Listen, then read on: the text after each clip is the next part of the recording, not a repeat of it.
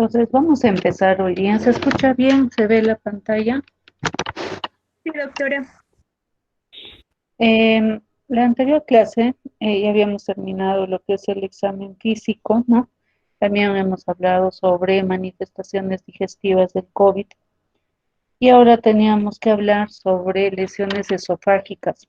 Y dentro de estas lesiones esofágicas vamos a mencionar a dos importantes y que son de presentación frecuente, que son los cáusticos y que son las hernias diafragmáticas. En el caso de los cáusticos, ustedes, bueno, todavía no han hecho la práctica, la parte presencial, pero es una causa frecuente de suicidio, sobre todo en el adulto, de suicidio voluntario, de ingesta involuntaria en el niño. Entonces vamos a tomar todos estos aspectos. Se ha visto que los pacientes que ingieren cáusticos va a depender de la edad en cuanto a su intención. Dice, la gran mayoría de ingestas en el adulto son intencionales y la gran mayoría de ingestas en niños son accidentales, sobre todo en niños menores de 5 años.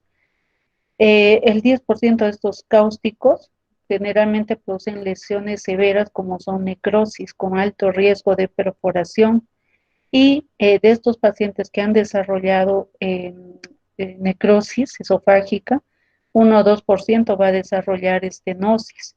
También pueden haber lesiones por cáusticos en algunas, digamos, profesiones que utilizan estos cáusticos, como por ejemplo en las ferreterías, como ingesta accidental.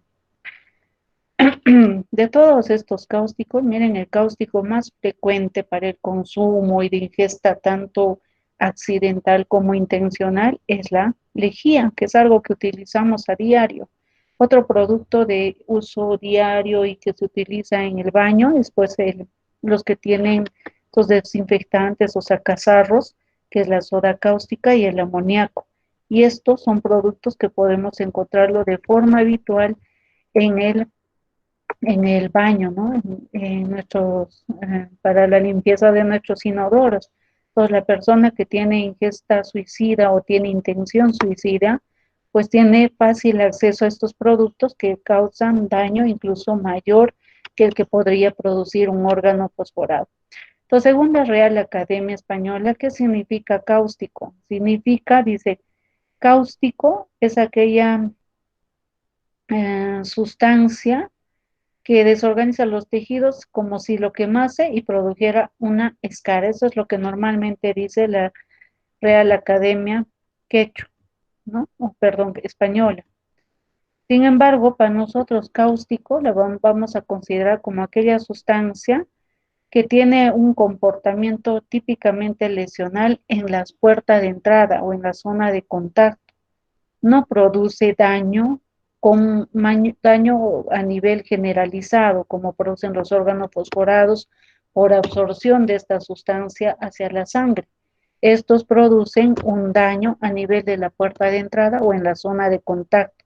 En esta zona de contacto va a producir destrucción, dice, de los tejidos expuestos, provocando, destruyendo las membranas celulares y con el evento final que va a ser la necrosis. Tenemos dos tipos de cáusticos, unos que son los ácidos y otros que son los álcalis. Los ácidos tienen un pH menor a 4. Cuanto más ácido sea la sustancia, más riesgo de necrosis va a tener. Y los álcalis, cuando tengan un pH más de 12, cuanto más de 12 tengan los álcalis, más riesgo de necrosis van a tener. Miren todas estas sustancias cáusticas, álcalis y ácidas que tenemos normalmente como parte de la limpieza habitual en nuestras casas o de la limpieza de la ropa o de los elementos que se utilizan en la cocina. Tenemos el ácido sulfúrico, tenemos el ácido acético, el ácido bórico, tenemos el ácido clorhídrico o ácido muriático también. Y dentro de los álcalis, pues la lejía, ¿no? La soda cáustica o el hidróxido de sodio, que son los más frecuentes que podemos encontrar en nuestra casa. Generalmente la ingesta de cáusticos, pues son con productos utilizados en casa. Entonces, cuando nosotros tomamos en cuenta cómo es que estos cáusticos van a producir daño, debemos tomar en cuenta el volumen, la concentración, la viscosidad, el tiempo de contacto con el tejido. Claro, si ha habido o no presencia de alimentos al momento que ha consumido esta sustancia que han amortiguado el efecto ácido o álcali. Si el paciente además ha presentado reflujo gastroesofágico que va a hacer reponer a los tejidos a esta sustancia cáustica a través del reflujo. Si tiene enfermedades, comorbilidades, por ejemplo, si es diabético, es hipertenso, tiene cáncer, obviamente su riesgo va a ser mayor. Entonces, dice, si cuanto más volumen utilizas, más riesgo. La concentración, cuanto más ácido o más álcali sea, más riesgo. La viscosidad, cuanto esto es más líquido, ¿no? Va a producir daño en toda la zona de contacto de la sustancia líquida. En cambio, si es sólido, solamente va a producir lesión en la zona de contacto puntual de la sustancia cáustica sólida. La duración del contacto, ¿no? Si esto ha sido rápido, si ha sido, digamos, en poco volumen y solamente se ha quedado en la boca. Todo eso tiene mucha importancia al momento de valorar la acción de esta sustancia cáustica. Y una cosa importante acá es lo que nosotros conocemos como la reserva titrable. ¿Qué es la reserva titrable? Cuando ustedes compran esta sustancia, sea ácido muriático, sea lejía, lo que sea, ven en el frasco y dicen reserva titrable. Y lo definen es como la sustancia ácida o álcali que hay que utilizar para contrarrestar el efecto. Si yo compro ácido muriático, dice la cantidad de sustancia álcali que debes utilizar para contrarrestar este ácido. Entonces, pero cuando nosotros hablamos de ingesta de cáusticos en el tracto gastrointestinal, esta reserva titrable no existe. Esta reserva titrable es para cualquier superficie no orgánica, ¿no es cierto?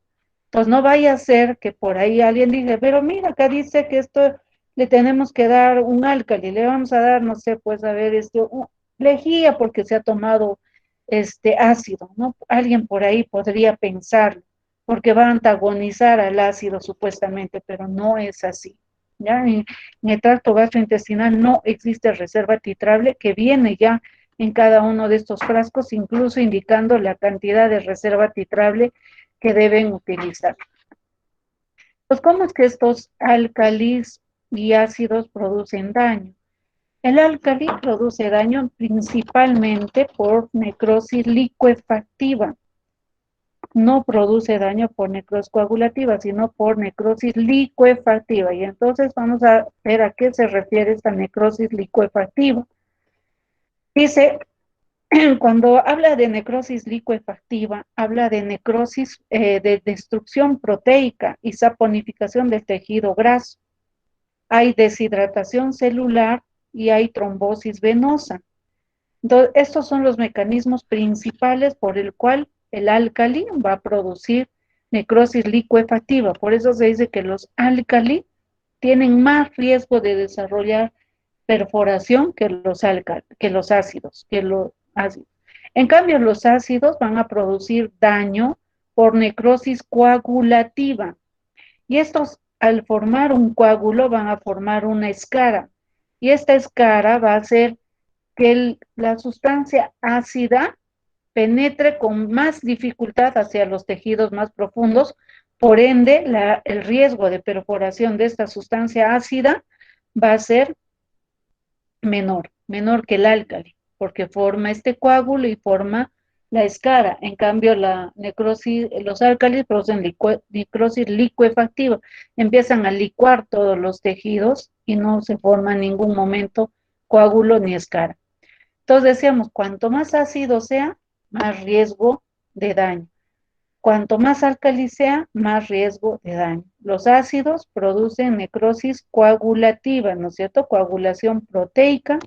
Esto conlleva una pérdida de agua, forman una escara y esta escara hace que tenga menor poder de penetración, menor riesgo de perforación. En cambio, los álcali producen necrosis licuefactiva por 3 mecanismos: saponificación de grasas, trombosis capilar, desnaturalización proteica. Y en vez de producir deshidratación, como en los otros tejidos, producen retención de agua, produciendo una quemadura también por efecto térmico del agua, por hiperhidratación. Entonces tienen mayor riesgo de perforación. Cuando nosotros hablamos de sustancias cáusticas, sean estos ácidos o álcali, existen tres eventos importantes que nosotros debemos conocer desde el momento de la ingesta. La primera fase, que es la que se produce del día 1 al día 4, es la fase de necrosis o y licuefacción, ¿no es cierto? Sea álcali o sea ácido. Y en esta fase dice que empiezan a desfacelarse todos los tejidos a través de estos mecanismos que ya hemos mencionado. Esta es la fase donde nosotros debemos realizar una endoscopía para valorar el riesgo de perforación que tienen estos pacientes y el daño esofágico.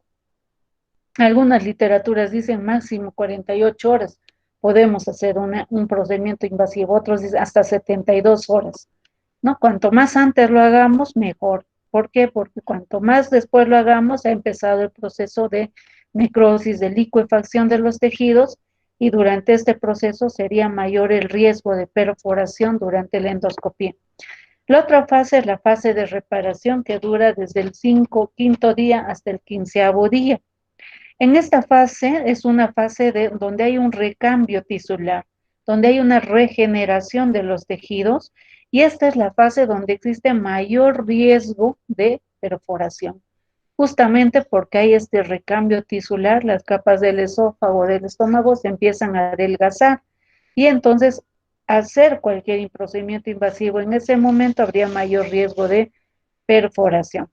Y la tercera fase es la fase de la retracción de la cicatriz, o es la fase de recuperación. En esta fase ya los tejidos empiezan a formar una cicatriz, y al formar la cicatriz empieza a haber retracción de los tejidos. Es la etapa donde hay mayor riesgo de estenosis esofágica o gástrica, dependiendo del grado de afectación que hayan tenido en la primera fase. Entonces, es importante que ustedes conozcan estas fases, sí, porque nos va a decir en qué momento nosotros debemos realizar algún procedimiento invasivo. No solo la endoscopía, sino también la colocación de sonda nasogástrica. Entonces acá tenemos un gráfico donde podemos ver, ¿no?, las fases. La primera fase es la fase de necrosis o licuefacción, que algunos dicen 48, 72 horas. Luego empieza la fase reparativa, donde nosotros no debemos utilizar ningún procedimiento invasivo, y luego la formación de la retracción. Entonces, estos cáusticos son muy importantes. Primero, la primera fase sirve para ver si hay necrosis, pero también sirve para ver eh, si hay riesgo de perforación. Un ratito, chicos, por favor, me están llamando de la emergencia.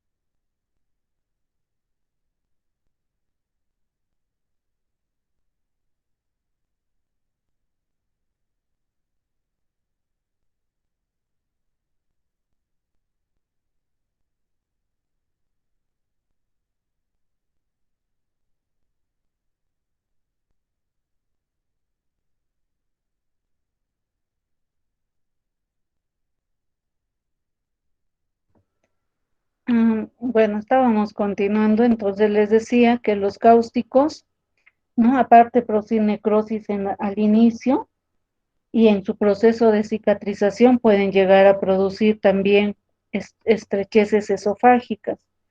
Y esto a la larga puede llegar a producir cáncer de esófago, ¿no? Cuando nosotros hablamos del tiempo de exposición, decimos pues que hay tres fases, ¿no? Esta fase inicial, la etapa inicial de necrosis o liquefacción, la fase media, donde se forma el mayor riesgo de perforación, y luego la fase donde hay formación de estrecheces. Clínicamente, estas fases también se caracterizan por la fase aguda. La fase aguda significa el momento donde el paciente ha ingerido dentro de las 72 horas y se caracteriza porque hay dolor, hay odinofagia, hay náuseas, hay vómitos, hay úlceras, puede, de acuerdo a si el paciente ha retenido el contenido cáustico en la boca, podemos encontrar úlceras a nivel de la boca. Puede haber disnea, de repente por haber desarrollado una neumonitis química secundaria al cáustico. Hay cialorrea, se ha producido necrosis, sobre todo en la parte superior del esófago o en la boca, y en algunos casos, cuando ya se ha producido la perforación, puede llegar al shock y la muerte.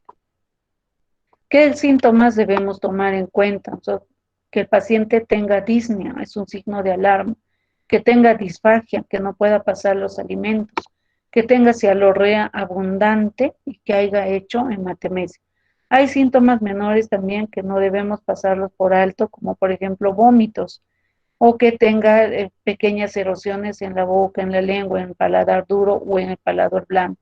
Algunos de los pacientes suelen complicarse en las primeras 72 horas, produciendo neumonía, que es una neumonitis química, por efecto del aire que libera el cáustico, mediastinitis, peritonitis o abscesos pulmonares.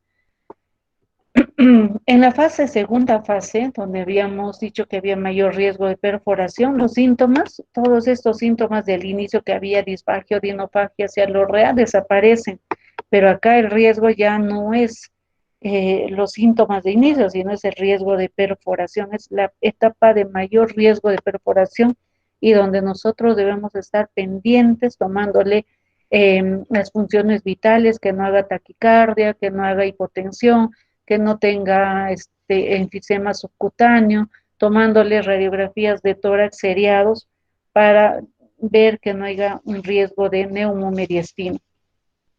En la fase crónica, en la fase de las secuelas, donde se va a formar, va a persistir el síntoma de la disfagia, sobre todo una disfagia de tipo esofágica, va a haber vómitos postprandiales, el paciente va a empezar a bajar de peso y esos pacientes tienen riesgo de desarrollar cáncer de esófago, miren, 1000 a 3000 veces mayor que una persona que no ha ingerido cáusticos. ¿No? Esta es una radiografía de esófago con contrastes, es el esófago, hay una zona de estrechez en esta zona, en el esófago medio. Esta es otra radiografía, miren como una manzana se estrechaba acá, prácticamente este paciente no puede comer. Endoscópicamente, miren, ¿no? Acá hay esta es la luz del esófago, todo lo que está alrededor, y miren cómo esta luz, que es todo esto, se ha disminuido a este espacio, es una estenosis esofágica y esto es una úlcera en la zona de contacto de la sustancia cáustica. Entonces, para nosotros hacer el diagnóstico, primero hay que tomar en cuenta los síntomas del paciente, que examinar que no exista síntomas de perforación esofágica, que es el mayor riesgo que tenemos con estos pacientes. Hay que ver lo que el paciente ha tomado. Es importante decirle al familiar que traiga lo que el paciente ha tomado. Muchas veces nos dicen, no, es un órgano fosforado, y hemos visto órganos fosforados que tienen alcalía en su composición y se ha hecho un lavado gástrico y hemos repuesto todo el tejido a esa sustancia y el paciente ha fallecido. Hay que tomarle radiografía de tórax para ver si hay signo de si hay neumomediastino, si hay mediastinitis o neumonías químicas, ¿no? Y finalmente, dentro de las 72 horas hay que hacer endoscopía alta. Cuando nosotros tenemos un paciente con cáusticos que tiene clínica de sustancia cáustica, debemos hacer la endoscopía. Y esta es una clasificación para ver el tipo de lesión que tienen esos pacientes. Dice, esta es la clasificación de Zagar. En la clasificación de Zagar dice grado 0 es un esófago normal, el paciente podría irse a su casa. El grado 1 hay hiperemia, hay edema de la mucosa, es una lesión muy superficial, se le puede iniciar dieta blanda y hay que observarlo nada más. El grado 2, donde hay ulceraciones, 2A es ulceraciones superficiales y 2B ulceraciones circunferenciales, como en el gráfico anterior que hemos visto en toda la circunferencia. El grado 3, necrosis 3A, necrosis pequeña o limitada hacia la zona de contacto, y 3B, necrosis extensa, generalmente se produce con cáusticos de contenido líquido. Todos estos pacientes, el que tiene mayor riesgo es el paciente grado 3, entonces esos no van a comer, tienen que ir a una intervención quirúrgica para hacerles una gastrostomía y a través de esta gastrostomía alimentarlo al paciente, ¿no? Miren, este es un esófago normal, esto es la mucosa del esófago, la luz del esófago. Acá tiene úlceras circunferenciales, ¿no? Estos blancos son úlceras circunferenciales. Y el grado 3, que hay zonas de necrosis. Todo el blanco es úlcera y acá ven negros, que son zonas de necrosis. Las gastritis, las gastritis cáusticas, por efecto de la sustancia cáustica, también se clasifican de la misma forma que el esófago. Quizás las lesiones gástricas tienen menor riesgo de perforación porque las capas son un poco más gruesas que en el esófago. ¿Qué es lo que debemos hacer en un paciente que consume cáusticos? Primero, hay varios puntos de controversia, ¿no? Lo primero que vamos a hacer a un paciente que tiene cáusticos es el ABC, ¿no? Permeabilizar la vía aérea, la vía cardíaca, monitoreo y vía periférica, hidratar al paciente. ¿Cuáles son los puntos de controversia? Debemos realizar lavado gástrico o agentes eméticos, debemos hacer neutralización del agente cáustico, darle leche, vinagre, carbón activado, debemos usar corticoides, debemos usar antibióticos, se debe colocar sonda nasogástrica, a quienes debemos realizar endoscopía y el tratamiento. Entonces, cuando nosotros hablamos de neutralización de agentes cáusticos, les dije, no existe eso en ingesta de cáusticos en el tracto gastrointestinal. Quizá en otra situación, de repente cuando han echado estas sustancias en el inodoro o en una superficie sólida, puede ser que apliquen ese concepto. Pero en el tracto gastrointestinal no existen agentes cáusticos, no existe. Esto va a generar una reacción térmica que va a reponer los tejidos y va a producir una quemadura mucho más extensa. No debemos provocarle hemoesis o el vómito, no se debe inducir al vómito, en este caso no, porque en este caso el vómito generaría una reposición de los tejidos. El otro aspecto es usar corticoides. Muchas personas dicen, y ingesta de cáusticos, corticoides. Acuérdense que los corticoides son inmunosupresores por excelencia. Entonces, si estos pacientes tienen necrosis extensa y le ponemos corticoides, probablemente esa perforación esofágica va a pasar desapercibida y nos vamos a dar cuenta cuando el paciente ya esté complicado con una peritonitis o una mediastinitis. El uso de corticoides solamente está eh, indicado como un tratamiento local. Cuando en la tercera fase se ha producido la estenosis, en esa zona de estenosis se debe inyectar una sustancia corticoide a nivel local, más no un corticoide sistémico. El uso de antibióticos. El uso de antibióticos solo está indicado en pacientes que tienen necrosis extensa, que hay alto riesgo de perforación. Por si se presenta la perforación, se da la perforación, entonces pacientes no tengan riesgo de hacer mediastinitis ni peritonitis. Endoscopía digestiva alta está indicado en todo paciente que tenga ingesta de cáusticos y que tenga síntomas. Si el paciente no tiene síntomas, se ha tomado, pero no tiene síntomas, no es necesario realizarlo. Entonces, Bueno, esto es básicamente para la parte del gastroenterólogo, donde dependiendo del tipo de lesión debemos hacer endoscopía, ¿no? Si en la endoscopía no encontramos ningún tipo de lesión, se le debe dar alimento al paciente y observarlo y mandarlo a casa. Si en la endoscopía encontramos una lesión tipo lesiones ulceradas superficiales, hay que observarlo 48, 72 horas. Si no hay molestia, se le prueba tolerancia y se va a su casa. Si el paciente tiene lesión tipo 3, o sea, hay necrosis, sea circunscrita o extensa, el paciente no puede comer por esa zona hasta que esa necrosis desaparezca. ¿Cuándo vamos a valorar si ha desaparecido? Después de las 4 semanas. Entonces ahí el paciente se le tiene que colocar una yeyunostomía, una sonda en el intestino para que se alimente por ahí. No una gastrostomía, porque darle comida por el estómago va a condicionar un reflujo. Y ese reflujo, acuérdense al inicio, que también era un factor de riesgo para que tenga una lesión más extensa. Entonces, nuevamente, ¿no? Hacemos un resumen. El ABC, permeabilizar la vía aérea, la vía cardíaca, doble vía periférica, controlar, colocar antieméticos, inhibidores de bomba de protones para bajar la acidez del estómago y disminuir el reflujo. No hacer lavado gástrico, no debemos inducir al vómito, no debemos usar corticoides, no debemos usar antibióticos, salvo que haya alto riesgo de perforación, y no se debe colocar sonda nasogástrica.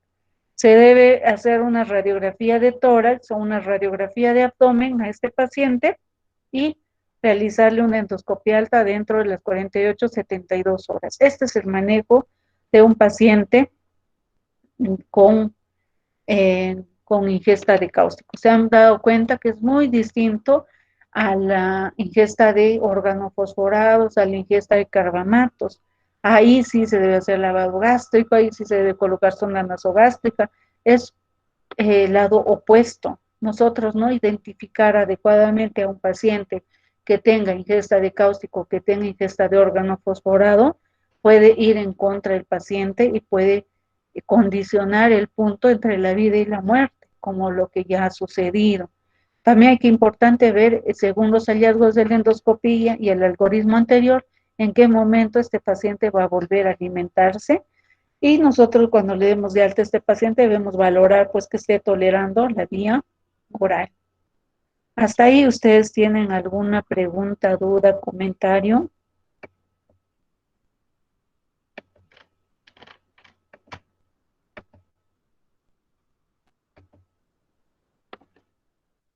¿Tienen alguna pregunta, chicos? Doctora, disculpe, la endoscopia alta es también por encima del ángulo de Treitz, ¿verdad? Bueno, no sé, disculpen, ¿tienen alguna pregunta? Doctora, disculpe, ¿hasta qué nivel se considera la endoscopia alta?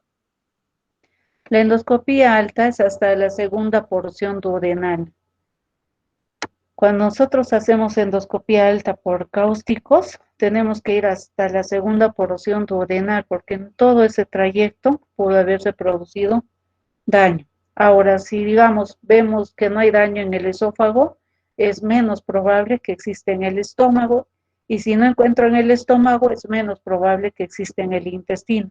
Generalmente la extensión y la profundidad del daño va en sentido cabeza hacia abajo, ¿no? La zona y el tiempo de mayor contacto, que vendría a ser el esófago diluyéndose hacia el estómago y casi ya nada hacia el intestino.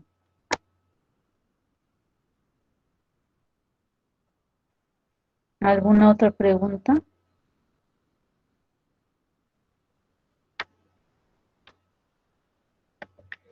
Bueno, el otro aspecto que íbamos a tomar en cuenta eran las hernias hiatales. Las hernias hiatales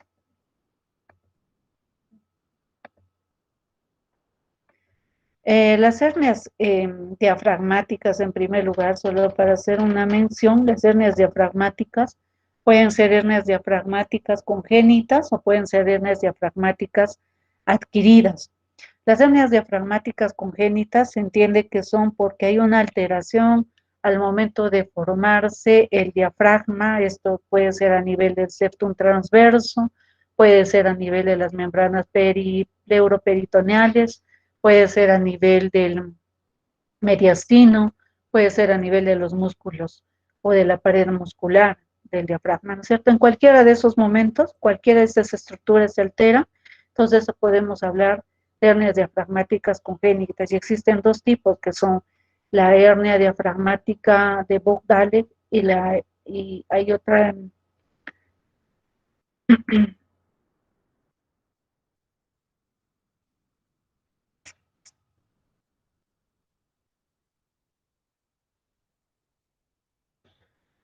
Entonces, hay estas dos hernias diafragmáticas, son de nacimiento. No vamos a hablar de estas hernias diafragmáticas porque estas son de manejo quirúrgico, no son de manejo médico.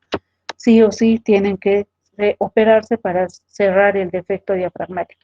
Cuando nosotros hablamos también de hernias diafragmáticas, recordemos que el diafragma tiene tres orificios, ¿no es cierto? Un orificio por donde pasa el esófago, un orificio, el hiato diafragmático, el esófago y la vena cava. Nosotros vamos a hablar ahora por el orificio esofágico. Cuando nosotros hablamos de hernias hiatales, significa que hay el retorno o parte del contenido gástrico va a retornar hacia el esófago o hacia la parte, al mediastino. A eso se llaman hernias hiatales cuando se va a producir a través del hiato esofágico. La mayoría de estas hernias hiatales, la gran mayoría, el 90%, son adquiridas, se producen en el tiempo por diferentes factores de riesgo. Principalmente es el retorno del contenido gástrico, y de este contenido gástrico es el fondo del esófago, el que está más próximo hacia el mediastino, el que va a subir hacia el mediastino y va a producir síntomas. Cuando nosotros hablamos de hernias hiatales, existen tres tipos de hernias hiatales, que son las hernias hiatales por deslizamiento, la paraesofágica y la mixta.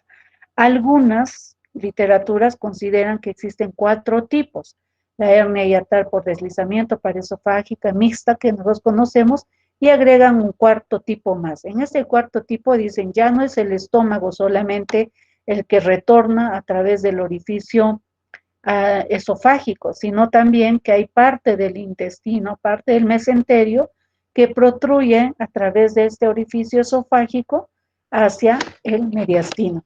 Entonces, hay literaturas que consideran hasta una cuarta tipo de hernia hiatal. Todo este desplazamiento se produce a través del hiato esofágico.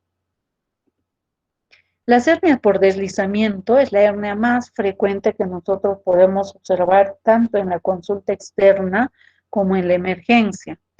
¿Por qué? Porque en esta hernia esofágica por deslizamiento, lo que está alterado acá es el esfínter esofágico inferior, ¿no? Y se produce un desplazamiento del esfínter esofágico superior, una pérdida de la función del esfínter esofágico inferior, en este caso que denominamos también como cardias.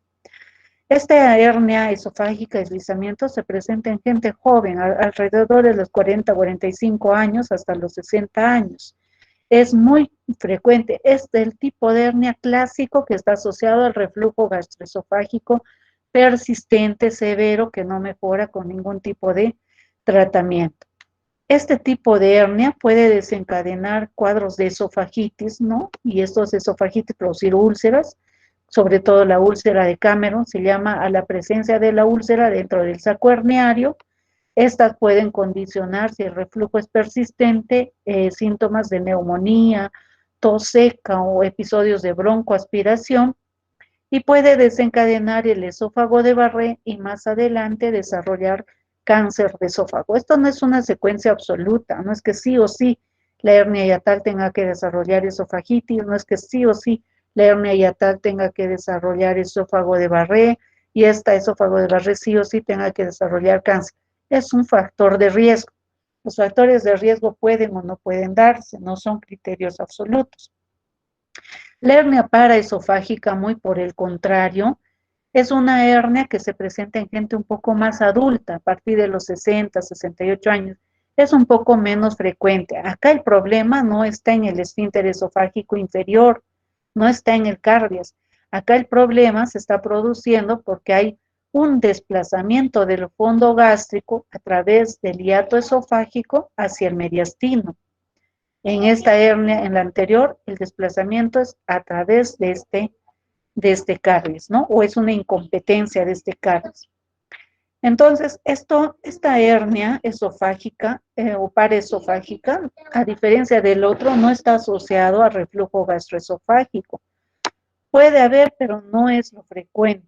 Está asociado más a vómitos postprandiales, está asociado más a dolor torácico, eh, a saciedad precoz y a disfagia. Y en algunos casos puede producirse un vólvulo de este contenido, de este fondo gástrico, no poder retornar hacia la cavidad abdominal, quedarse en la cavidad torácica y eso producirle una obstrucción gástrica que sería un tratamiento quirúrgico. Miren a la endoscopía cómo se ve. Este es el hiato, esto es el cardias, ¿no? Lo que ven acá. El cardias es lo que está cerrando al equipo de endoscopía perfectamente y paralelo a él se ve un hueco. Esto es la hernia, ¿no? Esto está subiendo hacia la cavidad torácica. ¿Cuál es la principal complicación de esta hernia? Es que puede haber una obstrucción, un estrangulamiento del fondo gástrico, como les decía, no poder retornar a la cavidad abdominal, quedarse en la cavidad torácica, pues un estrangulamiento, una hemorragia, una obturación o una obstrucción. Endoscópicamente, miren cómo se ve la hernia por deslizamiento. La hernia por deslizamiento, hemos dicho, el esfínter esofágico inferior está alterado, ¿no? Es incompetente. Entonces, no va a cerrar al equipo de forma compacta, de forma completa. En cambio, en la pared esofágica, miren, el equipo cierra, el cardias está acá como un ribete que está cerrando el equipo y paralelo a este está un hueco que vendría a ser la. Y la mixta es cuando, miren, pues no cierra el esófago y además encima tienen un desplazamiento del fondo gástrico.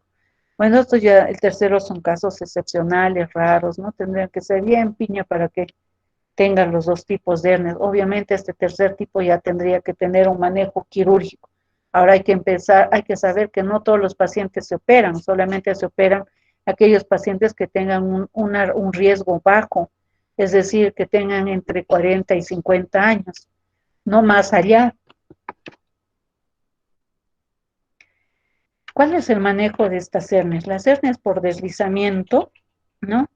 Que están asociadas a reflujo gastroesofágico, debemos tratarlas con dieta, o sea, sobre todo baja en grasas, en condimentos, en sustancias ácidas y en sustancias cálidas, se podría decir, que van a aumentar el reflujo. Va a evitar factores que favorezcan la relajación del esfínter, como el uso de alcohol, el uso de cigarro, café, dentro de los medicamentos aspirina, evitar engordar, evitar usar ropa ajustada que aumente la presión intraabdominal y esto genere un mayor reflujo del contenido gástrico hacia el esófago. Se deben utilizar inhibidores de bomba de protones, como por ejemplo el omeprazol, para disminuir la carga ácida del estómago, y proquinéticos. ¿Qué son los proquinéticos? Son fármacos que van a estimular el peristaltismo esofágico, gástrico e intestinal, y con ello disminuiría el riesgo de reflujo hacia el esófago. En el caso de la hernia paraesofágica, hemos visto el problema acá no está en el esfínter, el problema está en que a través del hiato esofágico se ha desplazado el fondo gástrico. Acá el manejo es principalmente quirúrgico, sobre todo una funda aplicatura de NICE. Un minutito, por favor.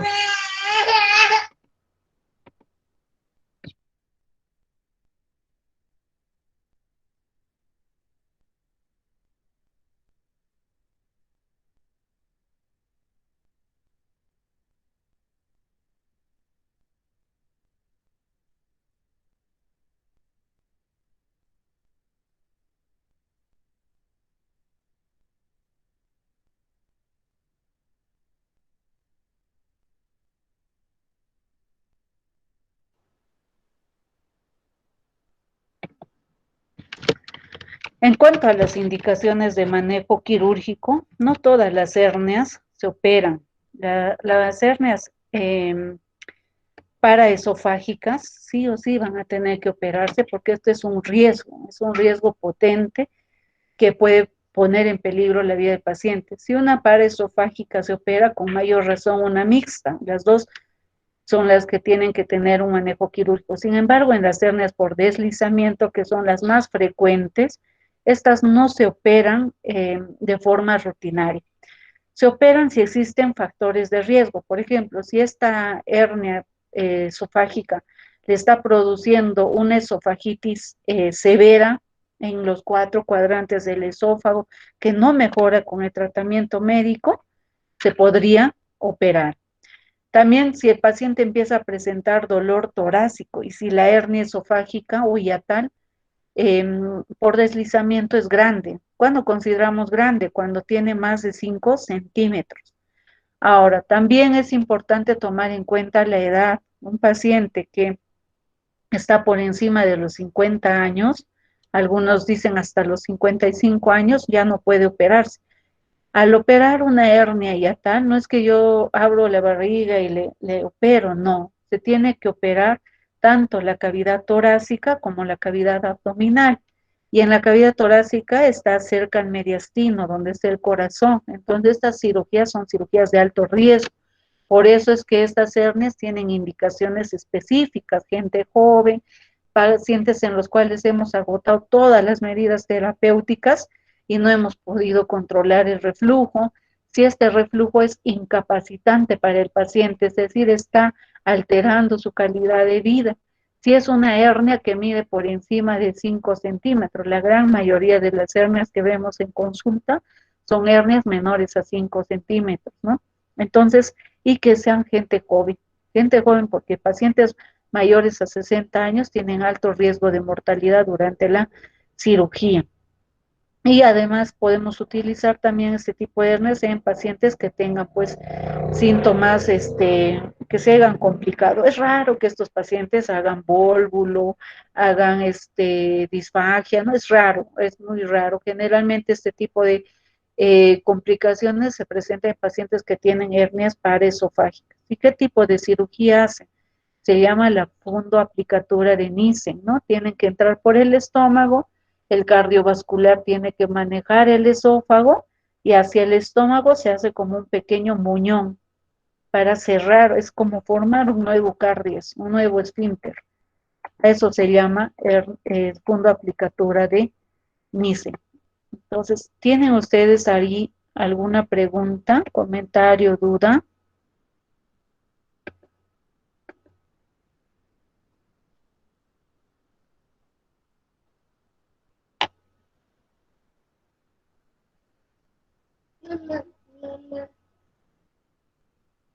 ¿No hay preguntas? Bueno, si no hay preguntas, chicos, podemos terminar la reunión hoy día. La próxima clase no se olviden que tienen que exponer reflujo gastroesofágico, que es otra de las patologías esofágicas, y ahí también supongo van a hablar algo de hernias por deslizamiento, porque es su principal asociación. Y nos estaríamos viendo, bueno, la próxima clase, y vuestros compañeros ya me deben enviar su literatura para poder seleccionarla y hacer la revisión y la revisión de la presentación.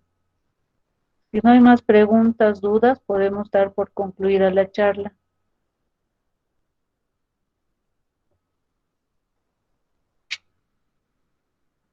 Entonces, buenas tardes con todos. Buenas tardes, Buenas tardes, Hasta luego, doctora. Muchas Buenas gracias. tardes, doctora. Gracias, doctora.